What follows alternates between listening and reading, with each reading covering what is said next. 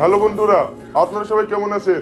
আশা করি অনেক ভালো আছেন। ফিরে এসে নতুন একটি ভিডিওতে আবারও অভিনয় করছে শফিক। সেই ভিডিওটি পল্লীগ্রাম টিভি চ্যানেলে কবে বা কখন আপলোড করা হবে জানতে পারবো আজকের ভিডিওতে। দর্শকরা কিন্তু আমাদেরকে বারবার কমেন্ট করে যাচ্ছ যে দাদা শফিকের নতুন ভিডিওটি আমরা কখন পাবো, যে শফিক কি আবার ভিডিও করছে কিনা পল্লীগ্রাম টিভি চ্যানেলে, সমস্ত ডিটেলস আজকের ভিডিওতে পাবা তোমরা। ছোট্ট একটি রিকোয়েস্ট রইল, ভিডিওতে একটি লাইক দিয়ে চ্যানেলটিকে সাবস্ক্রাইব করে ভিডিওটি দেখতে থাকো।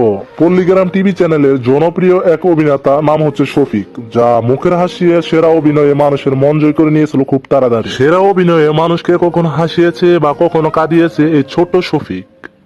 দুর্দান্ত অভিনয়ে খুব তাড়াতাড়ি এগিয়ে গিয়েছেন এই ছোট্ট শফিক, যা পল্লীগ্রাম টিভি চ্যানেল নয়, শুধু প্রায় কোটি কোটি মানুষের এক চীনা মুখ হয়েছে শফিক।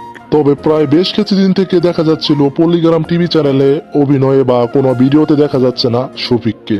আর তখন থেকে সাধারণ মানুষ সহ নেটিজেনদের মনে প্রশ্ন ছুড়ে আসছিল, শফিক কোথায় গেল, পল্লীগ্রাম টিভি চ্যানেলে আর দেখা যাচ্ছে না কেন।